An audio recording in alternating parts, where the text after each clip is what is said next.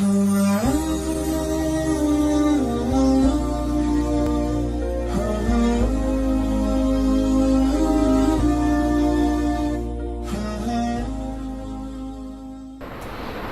betul dekat dengan Nabi, tapi kita ditakdirkan Allah hidup 1439 tahun selepas Nabi.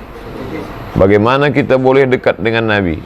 Nabi berikan satu cara. Ana wa kafilul yatim. Aku dan orang yang memberikan bantuan kepada anak yatim. Kahataini fil jannah. Seperti ini dalam surga. Fa asyara bi isbi'aihi. Nabi menunjuk dua jari. As-sabbabah telunjuk, wal wusta jari tengah. Fa farraja bainahuma, dia jarangkan antara keduanya. Beginilah dekatnya antara aku dengan orang yang menyantuni anak yatim. Menjadi yatim bukan kehinaan, sebab menjadi yatim kemuliaan. Dia yatim. Siapa dia? Muhammad sallallahu alaihi wasallam. Ditulis oleh Abu Ja'far Al-Barzanji. Walamma tamma min hamlihi syahrani ala ashhuril aqwalil marwiyah tufiya bil madinatil munawwarati abuhu Abdullah. Ketika sempurna hamilnya 2 bulan menurut hitungan bulan Qamariyah, maka meninggallah bapanya bil Madinatil Munawwarati abuhu Abdullah. Syair Al-Barzanji yang selalu dibaca oleh orang-orang Melayu. Ini menunjukkan bahawa Nabi Muhammad SAW yatim. Maka dalam Quran, fa'ammal yatima fala taqhar, membentak, menghardik, sumpah serapah, caci maki, hamun kepada anak yatim, sama dengan melakukan perbuatan itu kepada Nabi Muhammad SAW. Karena mereka hanyalah ada satu sifat kesamaan. Imam Syafi'i yatim, lahir di Gaza, Palestin, kemudian dibawa pindah oleh ibunya ke kota Makkah Al-Mukarramah dalam keadaan yatim. Tapi keyatiman bukanlah cacat. Syekh Yusuf Al-Qaradawi yatim. Banyak orang-orang besar yatim, tapi dimuliakan Allah Subhanahu wa ta'ala. Oleh sebab itu maka, dan ketika kita menolong anak yatim, sebetulnya kita bukan tolong dia. Banyak orang beranggapan, menyangka kalau kita tolong, bantu anak yatim, saya bantu kamu anak yatim. Bukan, kamu salah. Kalau kamu menolong anak yatim, kamu sedang menolong diri kamu di hadapan Allah Subhanahu wa ta'ala. Man yassara an mu'sirin, siapa yang melapangkan orang yang sulit, siapa yang melapangkan orang yang susah, yassarallahu anhu yaumal qiyamah, maka Allah memberikan kelapangan pada dia pada hari kiamat. Man farraja'an muslimin kurbatan min kurabid dunia, siapa yang melepaskan seorang muslim dari satu kesulitan, kesusahan dunia, farrajallahu anhu kurbatan min kurabi yaumil qiyamah, maka Allah akan lepaskan dia dari satu kesusahan, huru-hara pada hari kiamat. Wallahu fi aunil abdi, Allah akan sentiasa menolong hambanya. Maka al-abdu fi auni akhihi, selama hamba itu mau menolong saudaranya. Ketika kita menolong anak yatim, sebetulnya kita bukan menolong anak yatim, tapi kita sedang menolong diri kita sendiri. Kullu mri'in tahta zilli sadaqatihi, setiap orang nanti di padang mahsyar akan bernaung di bawah atap. Tidak ada atap, tidak ada lagi rumah di padang mahsyar. Bukit-bukit, gunung-gunung tumbang. Wa takunul jibalu kal ihnil manfush, bukit-bukit, gunung-gunung seperti bulu kambing manfush, dihembus angin. Lalu di mana kita bernaung? Kullu mri'in tahta zilli sadaqatihi, orang akan bernaung, berlindung di bawah sedekah. Maka kalau kita bagi pada anak yatim, sesungguhnya kita sedang membina sebuah naungan di padang mahsyar. Dawu mardakum bisadaqah, dawu, berobatlah kamu dengan sedekah. Ini pun juga menjadi salah satu ajaran Nabi SAW. Datang seorang sahabat berhati keras, syaka ila Nabi SAW an qaswatil qalbi, mengadu kepada Nabi tentang hati yang keras. Kalau batu keras ditetesi air masih boleh berlubang. Wa innal minal hijarati lama yatafajjaru minhul anhar, ada batu yang ketika dia terbelah memancar air. Wa inna minha lama yashaqqaqu fayakhruju minhul ma', ada batu yang ketika dia terpecah memancarkan mata air. Wa inna minha lama yahbitu min khasyatillah, ada batu yang hancur berderai karena takut kepada Allah. Tapi kalau sudah hati manusia mengeras, maka dia bal asyaddu qaswah, lebih keras daripada batu. Maka bagaimana orang yang berhati keras ini datang kepada Nabi mengadu, melapor, "Ya Rasulullah, bagaimana keras hatiku ini?" Kata Nabi, kalau kau ingin mengobatinya, at'imil masakin wafsah ra'sal yatim. At'imil masakin, bagi makan orang miskin, wamsah ra'sal yatim, sapu kepala anak yatim. Ini diajarankan Nabi. Maka kalau ada orang berhati keras, bagi dia ke tempat anak yatim, kasih makan, sapu kepala anak yatim. Sapu kepala anak yatim. Ini ketika menyapu ada getaran di tangan kita, melihat wajah anak yatim, melihat dia, tersentuh hati kita. Khatamallahu ala qulubihim, hati terkunci, wa ala sam'ihim, telinga tersumbat, wa ala abasarihim, mata tertutup, summum bukmun umyun fahum la yaqilun, pekak, tuli, bisu, buta, mereka tak boleh berfikir. La yarji'un, tak dapat jalan balik pulang. Tapi ada satu jalan menghidupkan lagi hati yang hampir mati, yaitu dengan membagi kepada fakir miskin. Bagaimana kalau kita bagi dia makan? Baik. Bagaimana kalau kita bagi dia pakaian, kain, baju, sorban? Maka lagi baik. Ma min muslimin yaksu musliman thawban. Bila ada seorang muslim memberikan pakaian, kain, baju kepada seorang muslim yatim, kana fi zimmatillah, maka dia akan sentiasa dalam lindungan Allah, madamat alaihi khirqah, walaupun kain itu tinggal sepotong. Maka kita bagi ini anak yatim. Ketika Nabi SAW diperintahkan Allah, masuklah ke dalam surga ya Muhammad, Nabi pun masuk ke dalam surga. Nabi menoleh memandang ke belakang, dia tengok ada seorang perempuan. Yang nomor 2 masuk ke surga selepas Nabi bukan lelaki, tapi perempuan. Dia tengok perempuan. Siapa engkau perempuan? Aku orang yang membesarkan anak yatim. Oleh sebab itu maka dekat dengan Nabi disebabkan amal-amal. Semua orang ingin dekat Nabi Muhammad SAW. Bagaimana dengan orang yang tidak peduli kepada anak yatim? Apakah kalau peduli dapat pahala? Kalau tidak peduli tidak apa-apa. Kalau memberi makan anak yatim dapat pahala. Kalau tidak kasih makan tidak apa-apa. Tidak begitu. Kalau peduli pada anak yatim, dekat dengan Nabi. Peduli pada anak yatim, dapat naungan pada mahsyar. Peduli pada anak yatim, dapat amal jariah. Tapi kalau tak memperdulikan anak yatim, fadzalikal ladzi yad'ul yatim, itulah orang yang menyia-nyiakan anak yatim. Siapa dia? Ara'aital ladzi yukadzdzib. Sebab itu bila kita suka collection macam-macam. Sekarang ada orang collection kucing, ada collection batu cincin, ada collection macam-macam. Maka buatlah collection yang boleh menolong kita di hadapan Allah Subhanahu wa taala pada saat tak ada yang boleh menolong kecuali pertolongan Allah. Maka saya pernah pergi ke satu tempat. Saya tinggal duduk di Sumatera. Pergi ke Kalimantan. Sampai di Kalimantan, istana yatim. Berapa pun anak yatim? 1.700 orang. Macam-macam. Anak yatim dari Sumatera, anak yatim dari Sulawesi, anak yatim dari Papua dia kumpulkan. 1.700. Saya tanya berapa orang yang bagi makan ini? Dia senyum. Saya sendiri saja. Masya Allah. Ini orangnya masih hidup. Nanti kalau mau pergi ke sana, tapi jauh. Dari Pekanbaru, Riau, Sumatera, pergi ke Jakarta. Dari Jakarta naik flight lagi pergi ke Banjarmasin. Dari Banjarmasin naik flight lagi ke Kota Baru. Dari Kota Baru barulah sampai ke Batu Licin. Di Batu Licin inilah istana yatim yang besar. Nah, ini saya berjumpa dengan orang-orang yang unik yang ada di zaman ini, tapi duit dia yang habis untuk yatim itu tidak habis-habis, berganti terus. Ada orang yang mendirikan 5 university di Aceh, di Batam, di Lampung, di Sulawesi.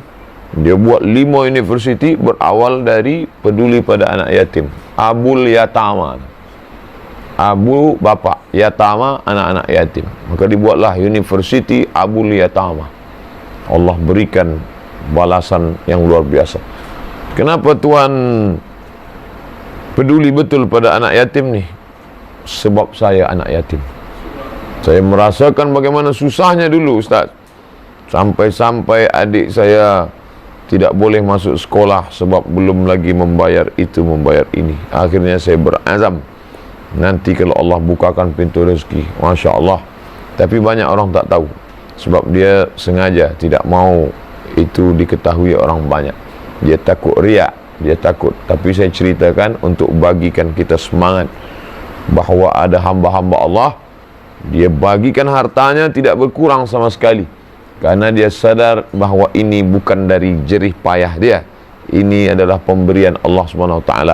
Maka Allah kalau membukakan, wa may yattaqillaha yaj'al lahu makhraja wa yarzuqhu min haitsu la yahtasib. Kalau kau takut pada Allah, maka Allah bukakan rezeki dari tak disangka-sangka. Tapi kalau kau takut duit engkau habis, Allah tutup segala yang sudah kau sangka. Maka kita diberikan Allah jalan kebaikan. Ada orang yang kakinya diuji, sanggup tak datang ke masjid? Sanggup, mampu dia datang ke masjid. Mana dia? Ini yang di Sungai Akar sekarang. Kajian tazkirah Isya, asar dia dah datang. Nah, itu lulus, diuji. Ada diuji telinga, sanggup tak telinga ni mendengar kajian? Sanggup. Penrite 300 tajuk boleh dia dengar. Mata diuji, ada orang diuji mata, boleh tak baca Quran? Duduk, satu kali duduk maghrib ke Isya, satu juzuk boleh. Mata diuji, lulus exam. Kaki diuji, lulus. Tapi manakala poket diuji, disitulah banyak bakhil. Wa man yuqa syuhha nafsihi, sesiapa sahaja yang selamat daripada bakhil, faulaika humul muflihun, itulah orang yang beruntung. Kenapa disebut mereka beruntung? Karena mereka sudah mampu melawan hawa nafsu, melawan bakhilnya. Makanya nanti orang itu kalau sudah dicabut nyawanya, keluar dari jasad, digulung pakai kain, dimasukkan ke liang lahat, mati. Andai dia boleh hidup lagi, dia nak buat apa? Maka apa kata orang mati? Laula akhartani ila ajalin qarib, kalaulah engkau bagi aku masa qarib, sikit saja lagi, mati hari ini, engkau bagilah aku ya Allah sampai besok saja, qarib, kejap saja. Kalau aku bagi masa sampai besok, kau nak buat apa? Fa as-saddaqa, aku mau bersedekah. Ayat Quran. Laula akhartani ila ajalin qarib fa as-saddaqa wa akum minas salihin.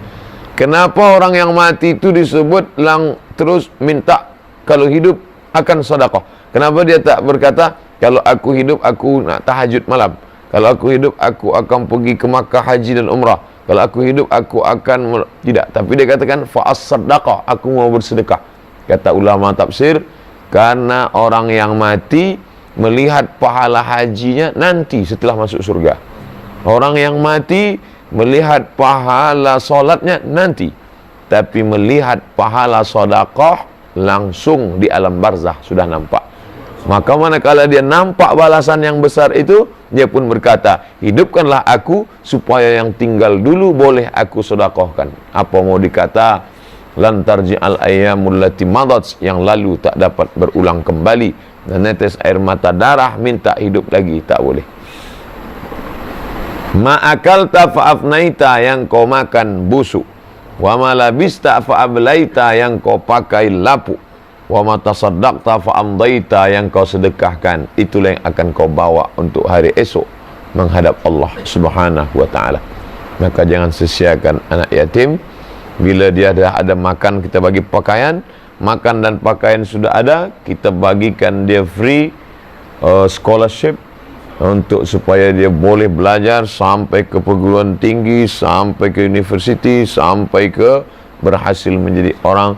Selepas itu dia pula akan berjaya dalam hidup, mengalirlah pahala. Idza matal insan, kalau manusia mati, inqata'a, putus. Tapi ada yang tak putus. Ilmun yuntafa'u bih, ilmu bermanfaat. Shadaqatun jariyah, sedekah jariyah. waladun salihun yad'ulah, anak yang saleh. Kalau boleh tiga-tiganya, alhamdulillah. Satu pun tidak, innalillah wa inna ilaihi raji'un. Kita berharap kepada Allah, waladun salihun, ilmun yuntafa'u bih. Kalau tidak juga, ini harapan terakhir, shadaqatun jariyah. Buatkan pondok tahfiz Quran. Yatim utama, tidak yatim boleh ikut serta. Hafaz mereka Quran 30 juzuk, dia mesti kena ulang sehari 2 juzuk, sebab 1 bulan dia 2 kali khatam. Maka kita mati meninggal dunia, berapa anak yatim yang tak yatim belajar hafaz Quran, mengalir pahala 2 juzuk, 2 juzuk, 2 juzuk sehari. Itulah amal. Kita membaca sendiri 2 lembar 2 muka surat pun payah. Tapi ada orang yang smart, dia bagi saja tanah, dia buatkan bena bangunan, maka dia sudah dapat pahala yang mengalir. Maka Allah Ta'ala bukakan pintu hati. Tapi kalau sudah terlalu banyak ditelan dunia, wa tuhibbunal mala hubban jamma, engkau sudah terlalu cinta kepada harta sehingga tidak lagi menyentuh hati dan mata. Mata tak menangis, hati tak terbuka. Na'udzubillah. Kalau ada tuah di badan, pasir digenggam menjadi intan. Apa makna tuah di badan? Tuah kata orang-orang Melayu zaman dulu, orang bertuah, cuci kaki, basuh kaki, ikan boleh datang. Sebenarnya tuah di badan adalah manfaat harta yang diberikan Allah sikit tapi barakah. Itulah mengapa kita minta kalau untuk agama salamatan fid din, kalau untuk badan wa'afiatan fil jasad, kalau untuk ilmu wa ziyadatan fil ilm, tapi kalau untuk harta wa barakatan fil rizq. Yang terakhir hadis bahwa setiap hari orang yang bersedekah makanan, bersedekah pakaian, bersedekah untuk sekolah dia, tiap hari dia bagi, maka malaikat mendoakan dia, Allahumma ati munfiqan khalafa, ya Allah, orang yang bersedekah ini bagilah dia ganti. Allahumma ati munfiqan khalafa, yang bersedekah ni bagi dia ganti. Tapi orang yang tidak bersedekah, Allahumma ati mumsikan talafa, mumsikan menggenggam sampai tak keluar sikit pun. Dia genggam sampai tak keluar, mumsikan. Orang yang menggenggam sampai tak menetes walau sikit pun, bagi dia kebinasaan. Banyak orang setengah tak percaya hadis ni. Kalau memang binasa, kenapa dia makin kaya? Kenapa kereta dia makin banyak? Kenapa rumah dia makin besar? Kenapa duit dia makin hebat? Kenapa dia makin ada kuasa? Makna binasa bukan berarti dia masuk ke dalam tanah hancur, terbakar, hilang. Makna binasa tidak ada barakah. Rezeki banyak melimpah ruah, tapi tidak boleh menolong dari azab Allah. Ada orang-orang yang dibagi rezeki, justru rezekinya itu menyebabkan dia makin dalam neraka jahanam. Makin dibagi banyak, dia makin tenggelam dalam perbuatan maksiat. Kita alhamdulillah, orang yang tidak salat rezekinya lancar, tidak puasa rezekinya banyak. Orang ini kena istidraj. Sanastadrijuhum min haitsu la ya'lamun. Kami permainkan mereka dengan istidraj dan mereka tidak merasa. Wa umli lahum, aku ulur mereka, aku beri dia banyak. Inna kaidi matin, tipu dayaku amat sangat kuat. Bila hari ini Allah bagi kita sehat badan, sehat mata, sehat telinga, sehat harta, tapi kita pakai menolong agama Allah, menolong anak yatim, fakir miskin, sesungguhnya mudah-mudahan kita sudah selamat daripada istidraj. Itulah yang dapat saya sampaikan terkait dengan anak yatim. Ishma syi'ta, hiduplah sesuka hatimu. Engkau peduli anak yatim, sila. Tidak peduli juga tak masalah. Kenapa? Fa innaka mayyit, karena akhirnya kau juga akan jadi mayit. Tidak ada yang kekal abadi. Michael Jackson kata dia tak mati, mati juga. Dia buat satu tempat apa pun tak boleh masuk, malaikat maut masuk. I'mal ma syi'ta, Isma syi'ta, buatlah sesuka hati. Kau nak pegang sampai mati, buatlah. Fa innaka mayyit, kau akan jadi mayat, mati. Dan sesudah mati, habis harta tinggal. Maka kalau ada dalam hati rasa bakhil, rasa pelit, tanamkan ucapan ini. I'mal ma syi'ta, isma syi'ta, hidup sesuka hatimu. Fa innaka mayyit. Kalau perlu buat tulisan. Isma syi'ta, fa innaka mayyit, buat gambar jenazah bawah. Tiap-tiap hari tengok. Bangkit tidur tengok, nak makan tengok, nak tidur tengok. Supaya apa? Supaya kita ingat. Fa innaka mayyit. Boleh juga ambil gambar sekarang, tulis Isma syi'ta fa innaka mayyit. Like and share untuk memberikan pengamalan. Mudah-mudahan ada manfaatnya yang baik-baik dari Allah Ta'ala. Ala hazihi niyah al-Fatihah. A'udzubillahi minasyaitonirrajim. Bismillahirrahmanirrahim. Alhamdulillah rabbil alamin. Ar-Rahmanirrahim. Maliki yaumiddin. Iyyaka na'budu wa iyyaka nasta'in. Ihdinas siratal mustaqim, siratal ladzina an'amta 'alaihim ghairil maghdubi 'alaihim waladdallin. Amin. Ya Fattahu ya Razzaq, wahai engkau yang membukakan segala yang tertutup, wahai pemberi rezeki, urzuqna rizqan halalan tayyiban mubarakan fih, bukankah untuk kami pintu rezeki yang halal, yang barakah, yang baik-baik. Allahumma in kana rizquna fis sama'i fa anzilhu, kalau rezeki masih tergantung di langit, turunkan ya Allah. Wa in kana fil aghri fa akhrijhu, kalau masih tertanam dalam tanah, keluarkan ya Allah. Wa in kana ba'idan fa qarribhu, kalau dia masih jauh, dekatkan ya Allah. Wa in kana mu'siran fayassirhu, kalau dia susah sulit, mudahkanlah ya Allah. Allahumma rzuqna ziyarata baitikal atiq, berikan kami rezeki yang halal supaya kami boleh berkunjung ke Baitullah. Allahumma rzuqna ziyarata qabri nabiyika Muhammad sallallahu alaihi wasallam, berikan kami rezeki yang baik, barakah supaya kami boleh mengucapkan salam di depan makam Nabi. Assalamu alayka ya Rasulullah. Allahumma ja'alna minal munfiqina fi sabilik, jadikan kami orang-orang yang berinfak di jalanmu ya Allah. Allahumma akhtim lana bi husnil khatimah wa la taqtim alaina bi su'il khatimah. Allahumma ja'al akhir kalamina, jadikan akhir kalam kami indan tihai ajalina, masa ajal kami tiba, yang keluar terakhir dari mulut kami, la ilaha illallah. Rabbana atina fid dunya hasanah wa fil akhirati hasanah wa qina adzabannar. Wa sallallahu ala sayyidina wa maulana Muhammad wa ala alihi wa sahbihi wasallam, walhamdulillahi rabbil alamin. Taqabbalallahu minkum minna wa minkum taqabbal ya karim. Terima kasih, mohon maaf segala silap salah. Wassalamualaikum warahmatullahi wabarakatuh.